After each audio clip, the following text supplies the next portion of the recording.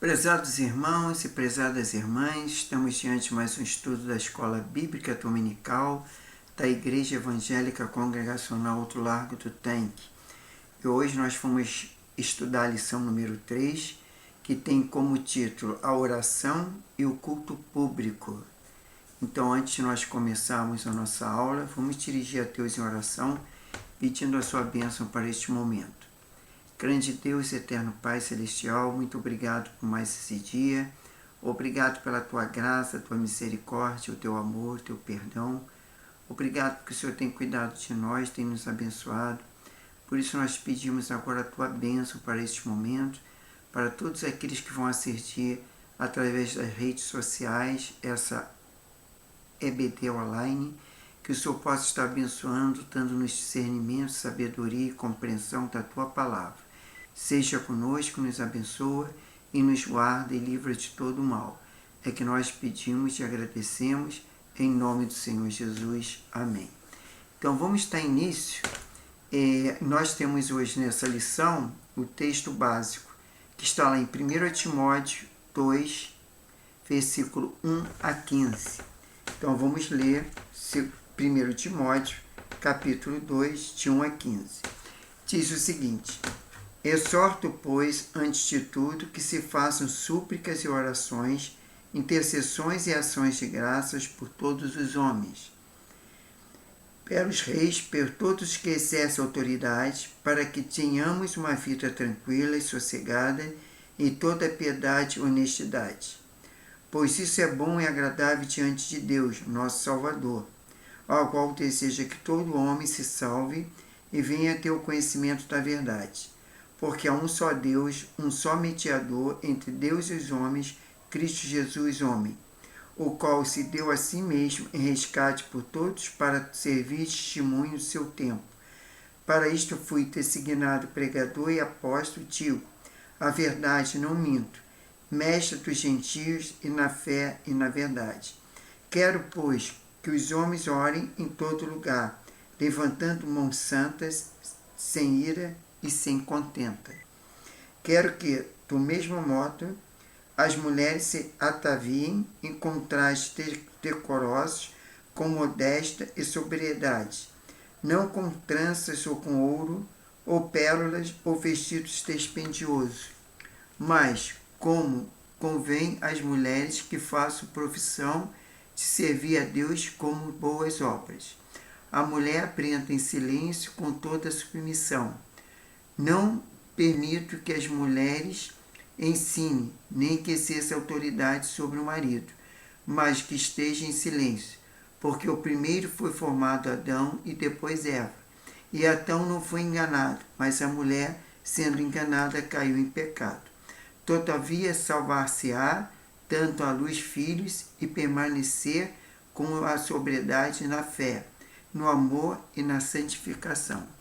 Isso é o apóstolo Paulo escreveu essa carta ao Timóteo e ali para a igreja no qual o Timóteo estava ali diante daquela igreja para pregar a palavra de Deus, quer dizer, falar das boas novas de Jesus Cristo, né?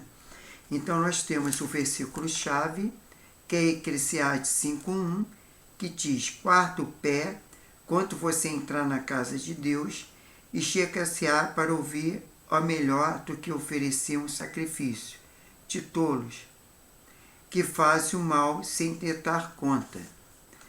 Qual é o alvo da lição? A lição tem como alvo estudar essa lição. Você vai discernir a importância da oração e da postura do culto público. Então, com essa lição, o aluno será capaz de saber discernir a importância da oração e da postura no culto público, sentir e desejar participar do culto público de maneira adequada e agir, investir na vida de oração, tomando postura adequada para participar do culto. Nós temos agora como entrar na introdução que fala: o ambiente do culto é diferenciado, o solo é diferente e é a terra santa, conforme Êxodo 3:5. Qual é a nossa postura quanto à oração e no culto? Está perguntando. Uma coisa é orar no quarto fechado, conforme Mateus 6, versículo 6. Outra é orar em público. Vejamos algumas razões que podem justificar o medo de falar em público. Primeiro, qual é um dos medos de falar em público? A consciência natural das próprias limitações, conforme Êxodo 4:11. A timidez que dificulta a fala em público, conforme Êxodo 4:10. E temos também a decepção na antiga causa, medo de fracassar, conforme Êxodo 4:1. E a vontade de não ser visto, esse aqui é Êxodo 4, versículo 14. A oração número 1 em alcoolismo humano. Temos que a oração de todos por todos. 1 Timóteo 2, 1 Timóteo capítulo 2, de 1 a 8. Então, nós temos aqui número 1, em número original, que fala o tempo para oração, antes de tudo. Quer dizer, a gente, antes de fazer qualquer obra, na igreja, ou que seja em público, nas nossas atividades diárias, no nosso lar, aonde quer que seja, nós devemos estar em oração. Quer dizer, fazer oração antes de tudo, para que Deus abençoe. Foi o que nós fizemos antes de começarmos a aula. Então é importante essa questão de orar por tudo. Toda ação deveria ser percebida de oração. Quer dizer, então devemos orar todas as ações que nós venhamos a ter. A versão NTLH diz, entre aspas, em primeiro lugar, fecha aspas. A oração deveria ser primazia, quer dizer, a gente tudo que fizer tem que entregar a Deus em oração. Temos pequena disposição em passar 1 hora em oração. Não obstante a isso, aí vem, entre aspas, muito pode por a sua eficácia a súplica do justo, fecha aspas. Está lá em Tiago 5, versículo 16. Número 2, variação da oração. A oração é súplica, orações, intercessões, ações de graça. Né? Essas são as variações da oração. A súplica, as orações, as intercessões e ações de graça. Trata de 4 sinônimos que nos dá maior visão da oração. Vamos lá. Quais os sinônimos? Súplica. O que é súplica? É necessidade mais específica. Um exemplo, a pessoa está enferma e precisa de uma cura.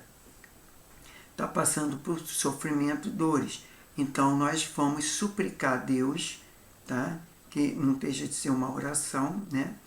E nós vamos, através dessa súplica, pela fé, alcançar a bênção. Temos as orações, necessidade mais comum, mas sempre presente. Temos essa questão da oração, é mais fácil. E temos a intercessão, necessidade de outrem. Quer dizer, a gente intercede por outras pessoas. Porque às vezes a pessoa fala assim, você pode orar por mim? Sim, eu posso interceder por você. Então a gente vai interceder a necessidade de outrem. E temos ações de graça, que são expressões de gratidão, reconhecendo a bondade de Deus. Quer dizer, em tudo dá graça, né? E a gente, quando orar, também tem que agradecer a Deus pelas suas bênçãos, por tudo aquilo que é alcançado. Até mesmo pela vida, né? Se nós estamos vivos, agradecemos a Deus. Número 3, advertência para oração. Peço, entre aspas, né? Paulo insiste que se pratica a oração. Portanto, não era uma sugestão e sim uma ordem. Precisamos nos disciplinar e ter a vida de oração, a reservar um local e um tempo para a oração, tipo quarto fechado. Né? Mas temos necessidade de orar em todo lugar. Quer dizer, a própria Jesus fala que nós devemos interceder, feche a porta do seu quarto, interceda em segredo, que o Pai vai te abençoar em segredo. Mas a questão das orações, elas podem ser em público também. Bom, número 4, abrangência da oração em favor de todas as pessoas. Não apenas pelos meus interesses, mas pelas autoridades, que sejam boa ou não. Paulo estimula que nossa oração alcance todos os grupos governantes, todos que têm autoridade, os gentios e, por implicação, os judeus. Quer dizer, na verdade a gente tem que orar pelos os próprios políticos, né? Porque eles são as autoridades do nosso país, que é nomeado, que é eleito. Então a gente tem que sempre estar orando, mesmo que ele seja incrédulo, mesmo que ele não tenha Deus no coração, nós temos que orar para que o mal também não venha apossá-lo dele e ele fazer muitas coisas ruins contra até o povo, né, no caso. Número 5. Objetivo da oração. Para que vivamos uma vida mansa e tranquila. Quer dizer, se você quer viver uma vida mansa e tranquila, tem que orar pelas autoridades. Número 6. O prazer da oração. Isto é bom e aceitável diante de Deus. O Senhor tem satisfação em nossas orações, especialmente as de intercessão pelos outros. Isso é muito importante quando a gente intercede pelos outros. Número 7. O local para oração em todos os lugares. Como eu falei, pode ser em público, pode ser no quarto, pode ser na igreja, pode ser onde nós estivermos. Inclusive, a gente muitas vezes não precisa orar em voz alta, mas podemos orar em pensamento, aonde nós estivermos. Todo tempo é tempo de orar. Todo local é próprio para oração. Incentive seu filho a orar a partir do culto doméstico. Quer dizer, aqueles que têm filhos e têm o costume de orar, é bom incentivar as crianças a orar. Eu tenho uma sobrinha neta que tem 4 anos, ela já ora. E o outro meu sobrinho neto, que é irmão dela, com 9 anos, ele já faz a oração. Ter oportunidade para que eles cresçam nessa área tão importante da vida cristã. Que tal revezamento nas orações? Um dá graça no café da manhã, outro no almoço e outro no jantar. Bons incentivo e reconhecimento proporcionarão crescimento sadio e que o ajudará a vencer barreiras pessoais. A gente vê, infelizmente, que nas nossas igrejas muitos não conseguem orar em público. Muitos não têm o costume. Mas por quê? Porque não foram ensinados desde criança a essa prática. Por isso que é importante a criança já começar, desde que ela comece a falar, ela já interceder. Ainda que ela fala 2 palavras, que Deus abençoe em nome do Senhor Jesus, está bom, porque ela vai aí aprendendo a falar. E quando ela chegar na fase adulta, ela vai conseguir orar, ter essa conversa com Deus. Por exemplo, os homens no culto, número 1, têm responsabilidade de orar em todos os lugares. Em casa, por sua família, na igreja, pelos irmãos, pelos líderes, pelos liderados. E número 2, levantando as mãos santas, postura abençoadora, postura santa, deve buscar constantemente santidade. Número 3, sem ira e sem animosidade, atitude de amor e de comunhão, atitude de compaixão e de perdão. As mulheres no culto usem trazem decente, roupas adequadas e que revelam pudor e decoro, nada de sensualidade, ostentação ou exagero. Número 2, sejam fontes de boas obras. A atitude virtuosa deve ser a marca da mulher cristã. Número 3, aprendam em silêncio. Não fique promovendo falsas doutrinas. Não fique conversando sobre pecados imorais. Abençoe os outros pela sua prudência, sensatez e sabedoria. Número 2, Eucarismo Romano. Os homens no culto. Paulo agora descreve que Deus espera que homens e mulheres nos que diz respeito ao culto público.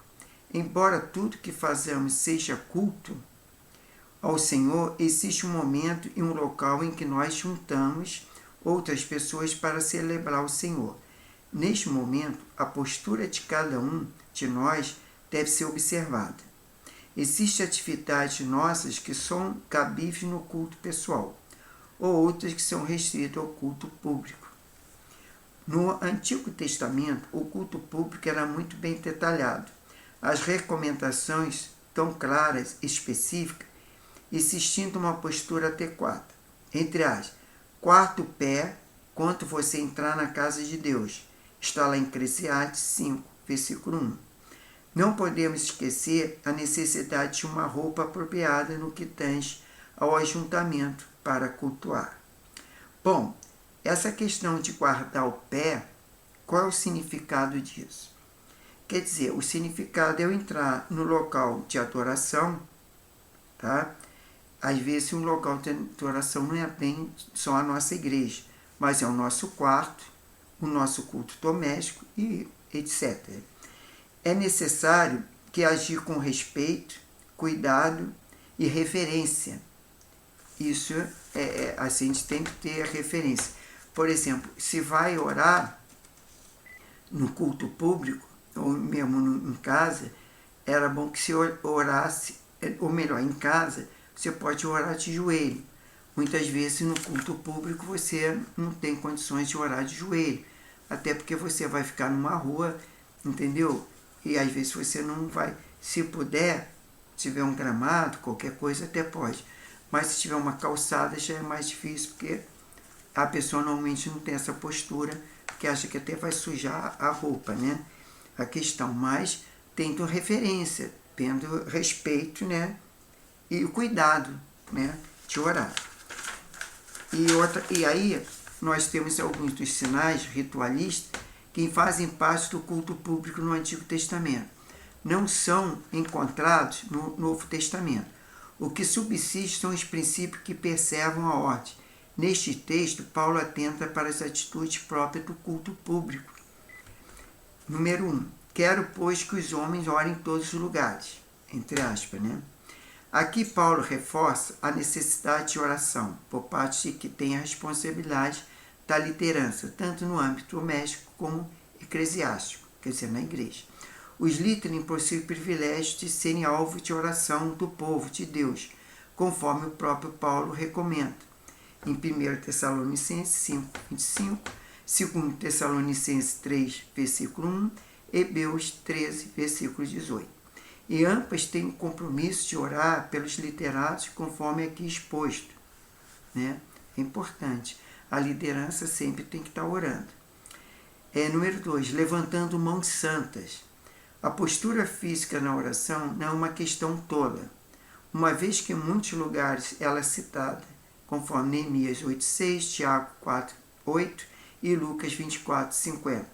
Aqui a expressão, entre as mãos santas, alute não somente a postura do membro em si, mas verifica a necessidade de santidade, de uma postura de alma limpa, conforme recomenda Davi, lá em Salmo 24, versículo 3 e 4. Número 3. Sem ira e sem animosidade. A ideia presente aqui é a oração vertical. Precisa ser comprometida da oração horizontal. Quer dizer, a oração vertical é do homem para Deus. E a oração horizontal é entre irmãos, que pode se orar. A minha postura com os irmãos abre portas para a minha oração. O Senhor sempre valorizou a comunhão entre irmãos. Lembre-se da recomendação de Jesus no Sermão da Montanha, entre aspas, Jesus falando. Portanto, se você estiver trazendo uma oferta ao altar e lá lembrar do seu irmão, tem alguma coisa contra você, vá primeiro e reconcilie com o seu irmão. Fecha aspas. Lá está em Mateus 5, versículo 23 e 24. Número 3 é o organismo romano. As mulheres no culto. Está em 1 Timóteo 2, versículo 9 a 15. Da mesma forma, semelhantemente, isso denota que exortações também eram passadas às mulheres. do que tange ao culto público. Enquanto para ele o investimento no culto se estava numa postura de santidade, que deveria iniciar na observação do relacionamento fraternais, para ela a postura adequada no culto público devia começar em casa, com a escolha da roupa. Né? No culto público, a mulher não pode com vestido decotado, não pode com uma saia justa, uma roupa colada no corpo, ela tem que mostrar e dar um bom testemunho na questão até da vestimenta. Número 1. O traje decente. O culto de todos nós começa mesmo em casa, na nossa motivação, no investimento individual. A recomendação paulina é que as mulheres se observem antes para não ser observadas pela roupa. O atrativo delas não deveria ser as roupas. Ao vestirem-se para o culto, as mulheres devem usar o bom senso, o decoro. O que Paulo tinha em mente é uma postura que não atraísse a atenção dos outros sobre elas.